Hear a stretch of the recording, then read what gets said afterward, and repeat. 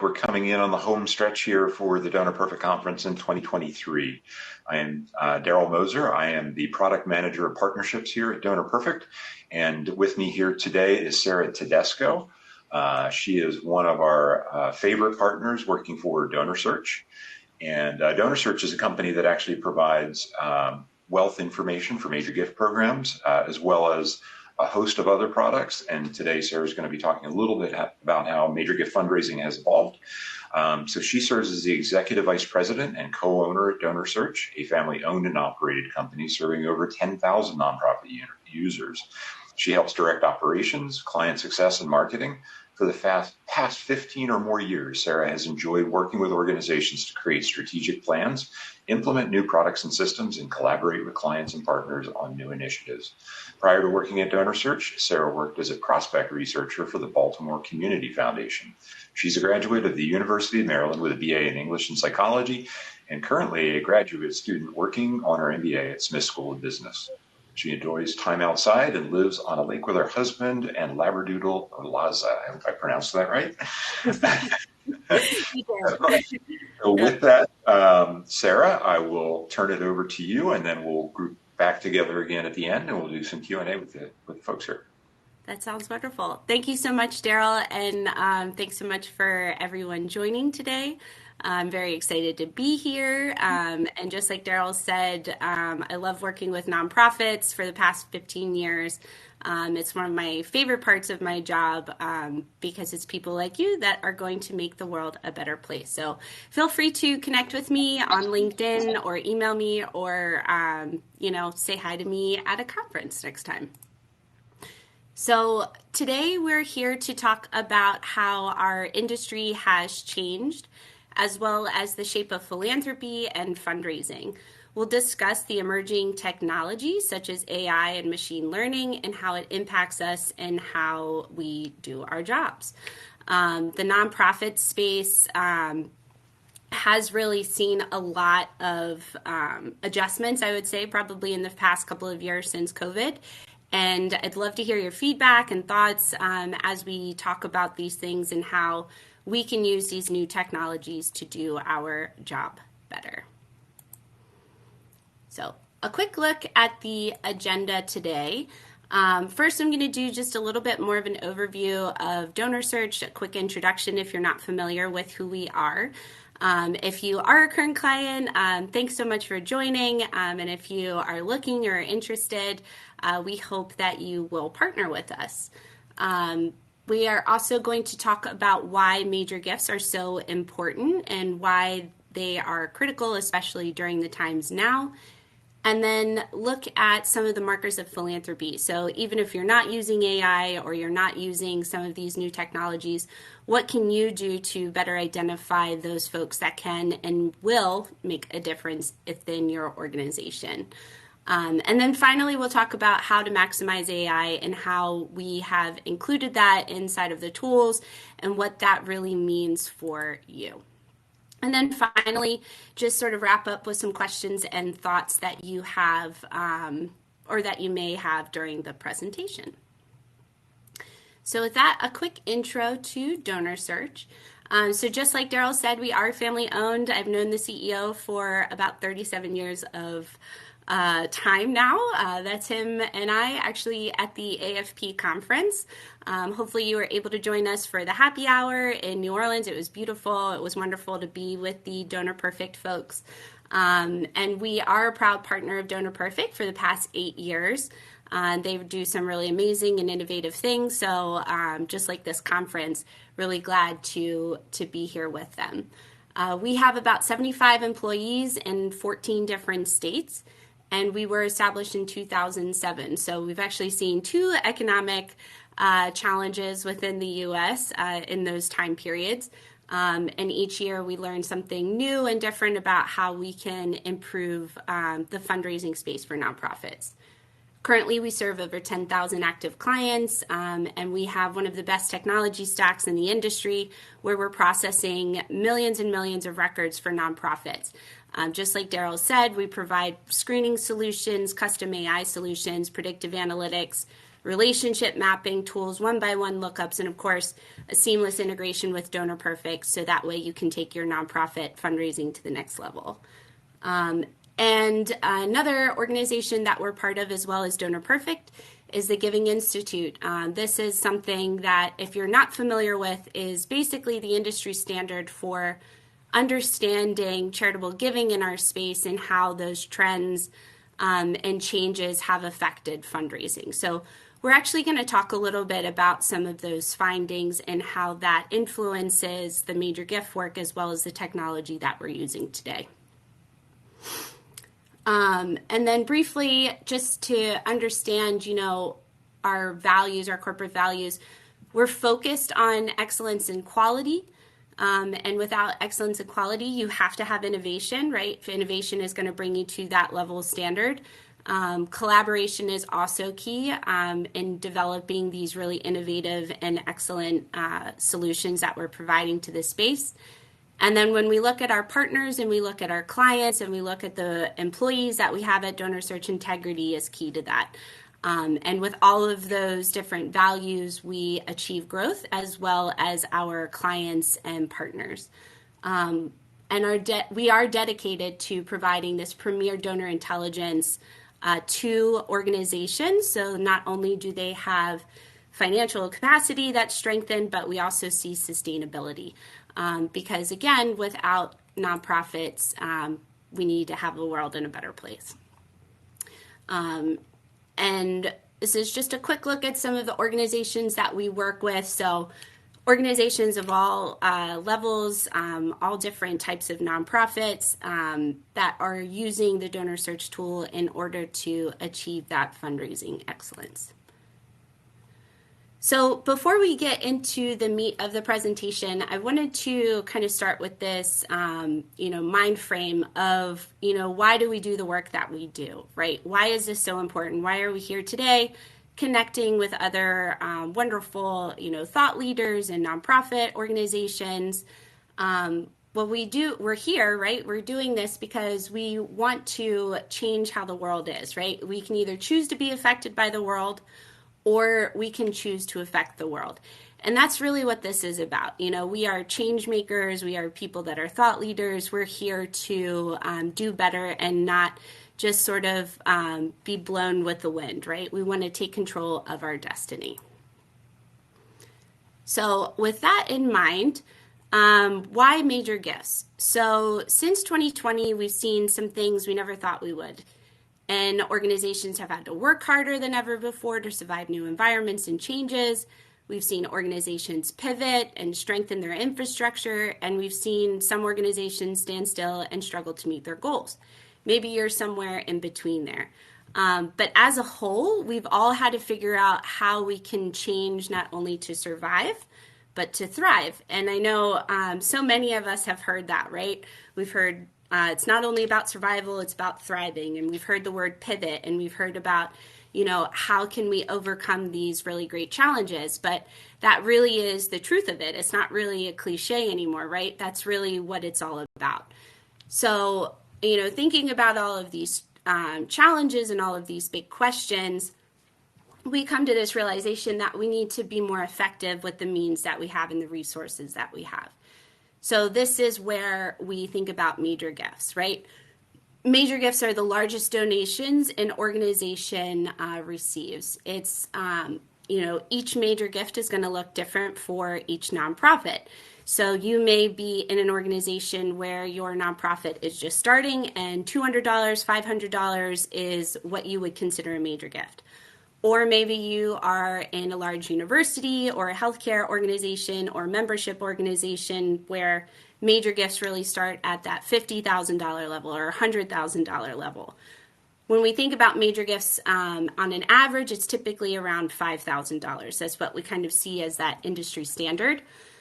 However, the importance of this, right, is we want to make sure that we're spending time on dollars and donations that are going to have the biggest impact. So major gifts as a whole have the highest ROI compared to any of the other types of donations that an organization is working on. So the big questions that we've heard since COVID in the past couple of years how do nonprofits find donors who will give to their cause, who are ready to give their cause? So many people were impacted by the challenges that we saw in 2020 and 2021, and even now still. How do we make sure that we're connecting with those people? So one of the things that's important first is to make sure that you have that definition of a major gift in your mindset. So, thinking about your largest financial contributions, has that changed over the past few years, or has that remained steady? Are you seeing that the pool of donors that can make a major gift has shrunk, or are you seeing it grow? For the majority of what we're seeing is that the number of donors that can make these major gifts, it is shrinking. And that's really in alignment with what we're seeing on a national basis too, with the wealth dynamic changing. So in the past, it was about 20% of people, that was when we think about our gift pyramid, it was 20% of people could make a major gift. Well, now what we're seeing is it's about 5 or 10% of donors.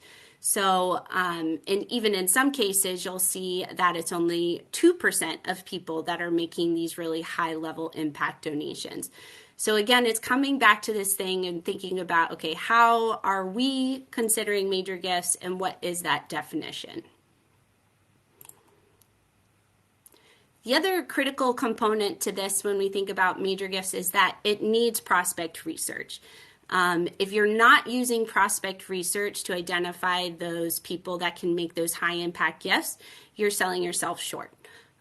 There was a study that we helped sponsor where we took a look at different organizations and asked the question, are you using prospect research or are you not using prospect research? And are you meeting your fundraising goal almost every year or sometimes, or are you seldom or never meeting your fundraising goal? And what we found is those that were almost every year or sometimes meeting their fundraising goal, major gift fundraising goal, that were using prospect research, it was 84% of them. Those that did not use prospect research and still achieved their fundraising goals drops down to 65%. So when you think about, a grading scale, or, if you think about a grade you might receive on a test, 65% is not passing, right? That's a D. When you think about, or when you take a look at this and you see those that did not use prospect research and seldom or never met their goal, that's about 35%. And those that used prospect research or seldom or never met their goal, it was only 16%. So there's these really drastic numbers that tell us that, it's really important what we are doing in order to focus on the right people. Again, this study was done a couple of years ago, but even now it's more important than ever to be strategic and find the donors that can and will make a difference. So Giving USA publishes their annual report in every year, and actually the next annual report will be coming out in just a few weeks, so it'll be exciting to take a look at 2022. This is a snapshot of 2021, and what's important about this is while the giving for the past few years has actually technically gone up, when you look at it in absolute dollars, it's actually remained flat due to inflation. We've also seen the number of people giving to charity is going down. So in the past, it used to be 70% of donations were made by individuals. Now it's actually dropped down to 67%.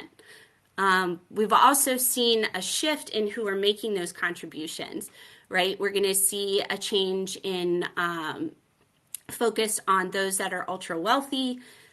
We've seen a decline in those areas. We've also seen bequests increase, which may have to do some with the pandemic and some of those planned gifts being realized, and then also some corporations that have increased their giving. So really the shape of philanthropy is changing in how we're receiving those donations. Donor advised funds are also giving up as well, to put that out there. So when we take a look at the different types of nonprofits that are receiving these donations, there's also some changes that are happening as well. Again, especially due to the pandemic and the areas that required more donations, or areas that saw an impact due to the economic changes that were going on, we see that environmental and animals is actually increased over the years. We see that arts, cultures, and humanities is going up. Education has decreased, but there was a switch to academic medicine. Public society and benefit also saw an increase, where religion, while it remains a top category, it continues to decline. So not only have we seen that the environmental changes have impacted where people are contributing, there's also this generation effect of, the younger generation or new families coming into wealth may have different priorities. So you have, again, another shift if you're in one of these different types of nonprofits, thinking about, how do you need to change your messaging potentially. So another big impact has been these mega donors. So mega donors in the past only added up to 1.6% of the giving. But by 2020, they made up 3.1%. So we actually saw a double or 100% increase. In 2021, 10 of the mega donors gave a total of $15 billion in donations, which accounted for 5% of overall individual giving across the U.S. So when you think about that, and you think about that major gift pyramid, and you think about, how we're seeing a little bit of a decline in the household giving and charitable giving, what does that mean? How does that impact you?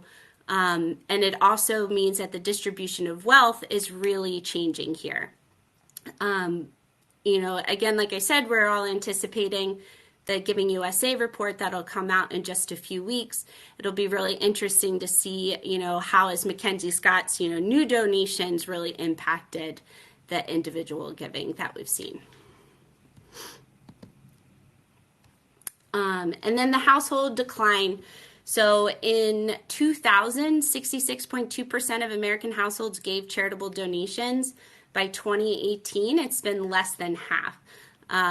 There's actually a conversation, if you haven't joined it yet, with Nathan Chappelle and Brian Crimmins talking about the generosity crisis, where, the priorities of people and the trust that they have in different nonprofits has really shifted and hasn't been for a positive, right? This is sort of a detrimental. This is a big concern about how to build connections with the right people. How do you take all of this information? You think about your nonprofit's struggles, your challenges, the areas of opportunities. You think about the economical and environmental issues that are going on. You think about, what is the priority for your donors, how they want to interact with your nonprofit. And then you think about, okay, what can technology do to help me get there? So the first part that we're going to cover today is the markers of philanthropy. And you may have heard of this study before, but it was a donor search study. And it's actually really why we founded Donor Search in the first place and brought in philanthropic information. What we did is we wanted to say, okay, what factors or what are some of those key points that are important to understanding and realizing which donors are going to make a donation to my organization. Not only just a donation, but which ones are going to be major gift prospects.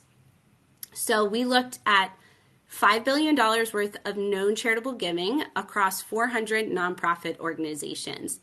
The donors were then analyzed to determine which factors made someone more or less likely to make a donation. And this is actually before any sort of machine learning. This is before any AI. And we actually did this a couple of times to ensure that we were focusing on the right people and the right factors. So these are the markers for major gift donors. They hold true. They're very steady when it comes to understanding where you should be focusing your time. So if you're not ready for AI or you haven't, you're not quite there yet and you're in the works, this is a really good map to get you to the point where you need to get to. So the first and the most predictive marker is giving to your organization, right? So this is probably a given. You're like, oh yeah, it does, Sarah. Those that give to your organization are most likely to make a major gift to your organization. So looking at internal giving. There's some challenges with this, right? When you think about how you've kept your internal giving transactions, how you've upheld that data, have you had leadership change? What are some of the things that may impact or influence that giving to your nonprofit? The second most predictive factor is giving to other nonprofits. In fact, if you find one of your donors that has made a gift of $5,000 or more to another organization, they are much more likely to give to your nonprofit. And this was actually a really large or really big aha moment for so many folks that had in the past depended just on wealth factors alone, right? So in the past, before there was this charitable giving database that we were able to deliver, it was just looking at real estate information or just looking at stock information. That doesn't tell you whether or not that person is philanthropic or not. And that's really the key here, is identifying people that have the behavior and the inclination to give to your organization. The third most likely predictor are those that are the trustees of a foundation. So, the easiest way to understand this is thinking about if you find one of your donors is the trustee of a foundation, you've basically identified two vehicles in order for them to make a gift to you, right? You have them as an individual, and then you have their foundation. So one of the ways that you describe it, or one might describe it, is if you were talking to me, Sarah, and you wanted a donation, and you said, can you give me $5,000? And I said, no, not at this moment in time, just came back from vacation, but I can give you $500. But if you talk to Donor Search Foundation, which I sit on the board of, we're willing to give you that $5,000 donation. So, making those connections, even being open up to more people that are at that same level. The fourth most predictive level is the political giving. So this is taking a look at the FEC data, Federal Election Commission. It's a very different scale. So you don't have to make a gift of $5,000 in order to have one of these markers get raised. In fact, it's a much lower level. So people that make a gift of $250 or more are in the top 6% of the population, I believe it is. And those that give a gift of $1,000 or more is where you start to see this one-to-one correlation. So it's really this political data that is more insight into how you connect with your donors. When you find people that have given $10,000 or more to the FEC or to different political contributions over their entire lifetime, that's where you have a dead-on marker for wealth, and then you also have this marker for major gift contributions. And then our fifth factor here is real estate. So real estate obviously is we could use the term volatile, although it's kind of cooled down a little bit. Where it really has changed over the years, again, especially due to the pandemic. But this is your fifth most predictive factor. So it really is at the bottom of the food chain here. But it can be really insightful as to telling us, what sort of area are they living in, what sort of wealth do they have. From a universal standpoint or a national standpoint, if you find people that are giving that have a real estate property, a single property of $2 million or more, that's typically where you have this level of, okay, it's really wealthy, no matter what area that they live in. But each zip code will have their own averages according to what is that highest level. And then your sixth highest marker here are business affiliations. So those that are policy making level of a publicly traded company, those who have businesses, and that's telling us again, what sort of level of wealth do they have, which could be indicative to them making a major gift. So this has been, for the longest time, the key to identifying people that can and will make an impact for you.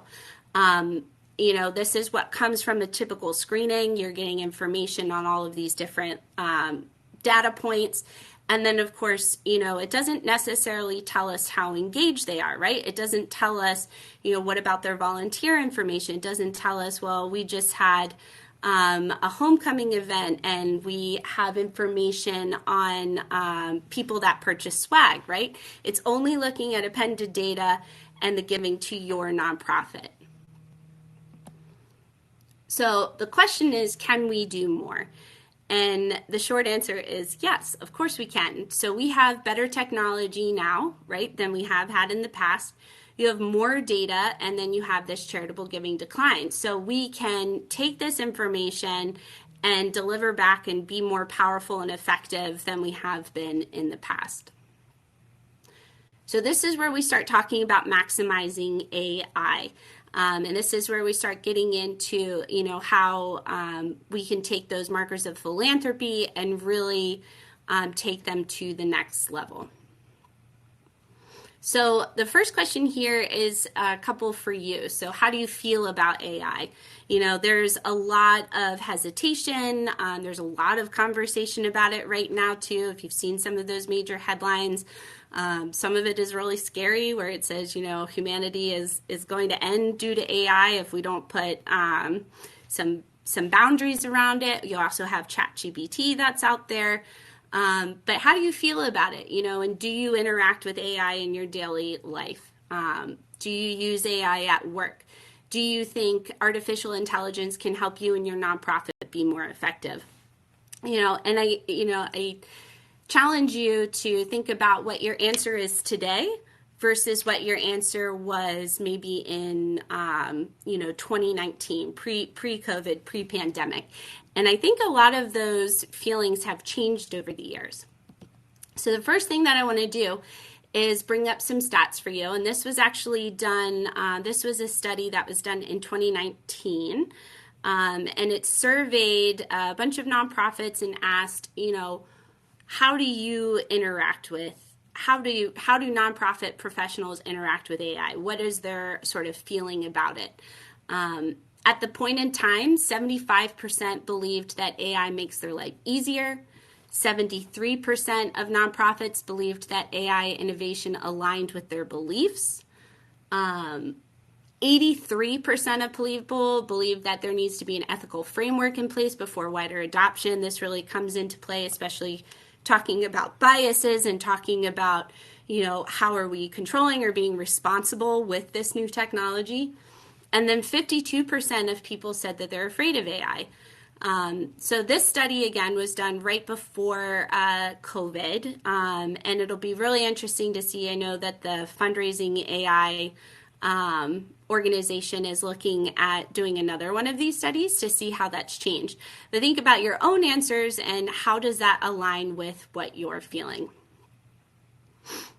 So what exactly is it, right? What exactly is this machine learning? What exactly is AI? How does this play in the for-profit world as well as the nonprofit world? So artificial intelligence is the simulation of human intelligent processes by machines, especially computer systems. So AI imitates, it automates, and it optimizes the thought process of a human with no limit on the amount of data. Right? And it's thousands of algorithms that go into it. And it's this whole idea of there's no limit on what it can do because it's all processed. Machine learning is the data learning from data. It's a subset of artificial intelligence. So machine learning is dynamic. It's computer algorithms that are able to process and analyze large amounts of data to improve accuracy, performance, and insights over time. Machine learning algorithms work by discovering and making sense of patterns. The more data that is fed into machine learning, the smarter it will become, hence why it's called machine learning. So when you think about AI, it can help nonprofits sift and sort through data much more quickly than staff members. So with so many records on file, like personal information, individual donation, amounts and patterns, event histories, and more, it's helpful to have a system that can process and make sense of this data really quickly. So AI is not out to replace anybody's job. It's really there as a tool to help make you more effective and efficient by processing all of this information all in one. So just taking a look at this little graphic here, what it is it's coming from the for-profit side and how AI is being used, right? It's being used for analytics and solutions, data collection services, data quality assessments and improvement, integration and visualization, policy analytics and decision support, as well as social media and digital outreach. So it's this whole idea of how can we take this technology to propel us moving forward, right? And when you think about, again, like over the years, if you think back 20, 30 years, you have technologies like Excel that comes out, right? Excel didn't necessarily replace anybody's job, but it made it easier for them to do calculations and have formulas included inside of these different worksheets. So that way you didn't have to use a finance calculator. You didn't have to do it by hand or double check. So it's taking out some of those rooms for error and making it much more effective and efficient for you. One of the other important pieces here is that when you think about the biases and you think about the ethical responsibility that goes along with it, it's really critical that the algorithms that are being used are not influencing the return. So there's a lot of information and literature out there that talks about how some of the algorithms that are currently built need to be readjusted because they were built from one perspective, and that they can't pick up on some of the nuances or some of the information that is out there that a human could pick up on, right? So there's this whole conversation about how do we use this to move forward. When you think about the AI and machine learning in terms of the standard models that we're using in machine learning modules, this is a way to sort of envision it in your mind. So you have your wealth data, your RFM score, your giving patterns. That's sort of the traditional way of doing a screening. That's the traditional way of understanding the research that you have. And then you add on a manual process about different data points that are important, like engagement or attendance at events or different types of connections. The path to acceleration or moving forward, machine learning modules are basically taking what is static and then turning it into dynamic. So you're looking at giving patterns, you're looking at experiences, you're looking at the wealth indicators and demographic data. And what that means is that now you can have thousands of different data points on one individual versus just a few. And that's where you think about, okay, well, each person is kind of complicated and each person is really, their own. How do you make those personalized connections with people during these difficult times when there really is a lot of stuff going on? So that's where AI can help you sift through the noise and get to the point where you can focus on people that are most likely to make those gifts, as well as those major gift contributions. So what major gifts and how AI works is it focuses on your giving level. So it takes a look at, what people fit into certain areas of levels for giving. It breaks down silos of data. So if you have a ticketing platform over here and you have your giving transaction over here and you have your marketing database over here, what AI does is it brings it all together. So that way you don't have to look at it all siloed. And that really is the most effective way that you can fundraise, is if you have the information together. So that way you can streamline your most valuable resource, which is time, right? We never have enough of it. So breaking down the silos of data, aggregating that information, and then having the dynamic scoring. So when we talk about machine learning, right, it's learning based off of new data. So that's what dynamic means. Traditionally, the way that the information is delivered back to you is it's a one-time score, and people only do it, once a year. Maybe they'll do it every 5 years, but that information gets stale. A lot of data can change, and a lot of things can happen, within a year, within a month, within a couple of weeks. So that's really what this is about. And then, of course, bringing together the engagement, the experiential, philanthropic, and wealth data all in one place. So it does a lot of things to, again, make you more effective, make you more efficient as these challenges that we talked about in the beginning of the session continue to be present. When we think about this, we call this an affinity GPS, and many of you are probably familiar with this matrix here.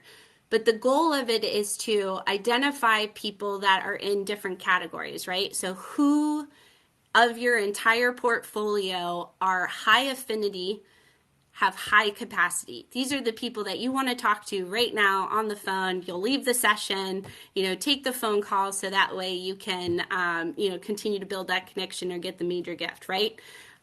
Those are the creme de la creme.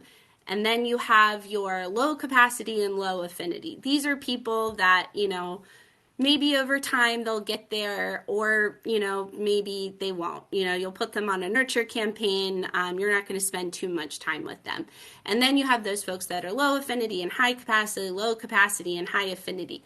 So what we're trying to do here is optimize, all of this new information that you're getting on a day-to-day basis and make sure that people are in the right group. So the beauty of AI is that, I might be in a high affinity, high capacity one day, but maybe something changes or I have a maybe not a great experience, and all of a sudden I move to a low affinity and high capacity, or low capacity and high affinity.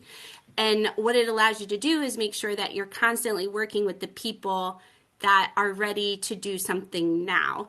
So that way you're, again, truly optimizing your time and your resources.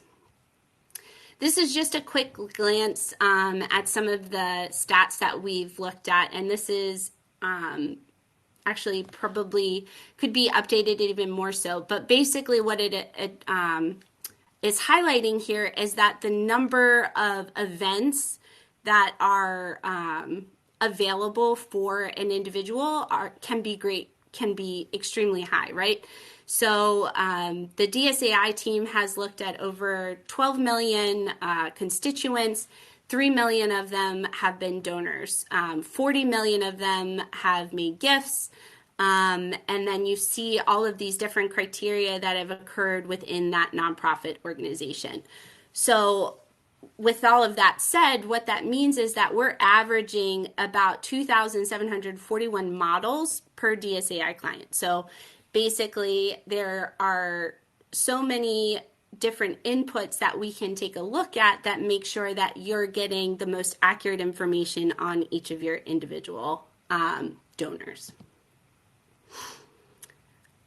When we think about this, again, it's coming back to this whole concept that the landscape for philanthropy has changed and continues to change.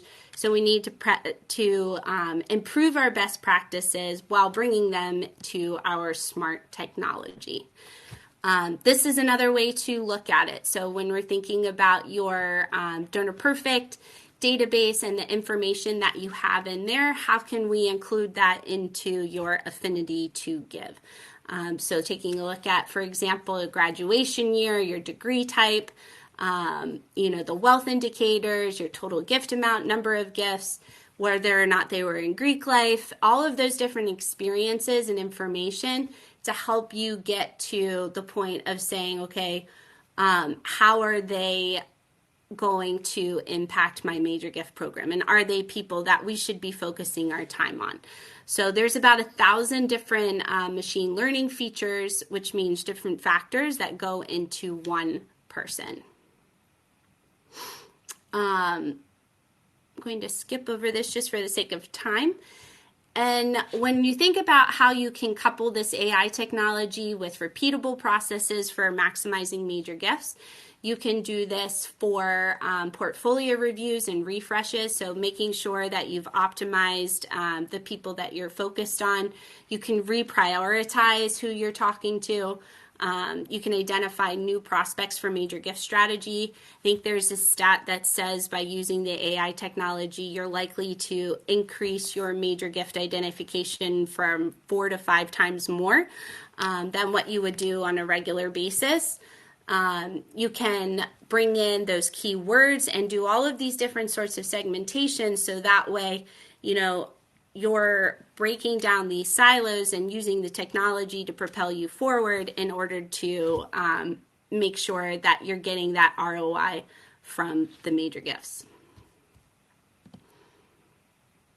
And then as we wrap up here, I'm happy to answer any questions, put you in touch with the right people. But What it comes down to is that philanthropy has changed over the years, and we've seen this within the past few years, and that there is this need for smarter technology, and it's here, right? There's no turning back at this point.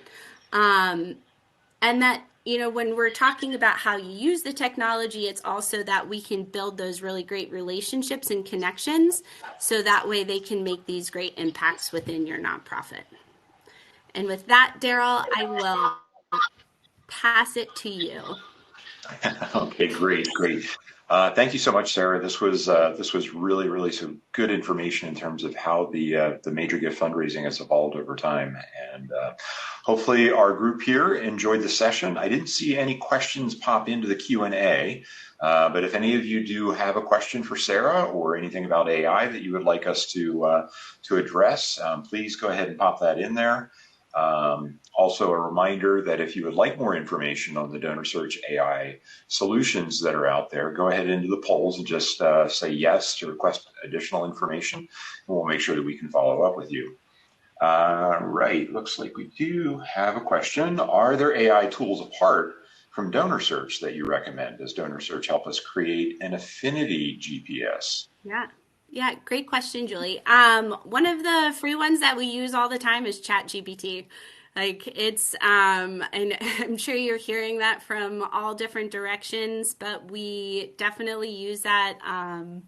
If you're not using it for your day to day, you might be missing an opportunity on being more effective with your time. It's really easy and free. And then the answer to your other question here, does Donor Search help create an affinity GPS? I would say, yeah, for sure. That's what this whole idea of bringing all the information together is about. It's about focusing on people that not only have the capacity and philanthropic nature, but also have an affinity towards your organization and are likely to make a gift, within the next 12 months, and that you're spending time on the right folks. Interesting that they asked about affinity, Sarah. One of the dreams I had from a data representation standpoint is if nonprofit orgs could just know the kinds of likes that people are putting on Facebook to get an affinity score. We would just have so much information in terms of the types of things that really draw them in. It would help us fundraise a ton. But I suppose we have to twist Mark's arm on that one. I fully agree with that sentiment, Daryl. I think there's a lot of information on LinkedIn and like the different social medias and how people are engaging. So if you're able to collect that on any level, yeah, I think you'll get some really great insight. Yeah, for sure. There was one other question about updating the handout. We'll make sure that we get that done here, maybe after the session ends. And I guess that's all that we have at this point for Q&A. Hopefully everybody saw Mallory jumped into the chat and shared just a reminder that we're going to be having closing remarks and a community hour in the DP room. So just click on the rooms icon at the top of the navigation bar and you'll be able to join in 20 minutes, but I guess we're down to like 7 minutes at this point. So, Thank you so much for joining our session today. And thank you, Sarah. This was fantastic. Oh, you're so welcome, and thank you. And I just skimmed through the chat, and it looks like a wonderful group. So appreciate all the comments, and hope you guys have a great rest of the conference. You're lucky that Donor Perfect is doing it. It's an amazing thing that they've put on for everybody. Cool. All right. Thanks again, and we'll see you. All right. Sounds good.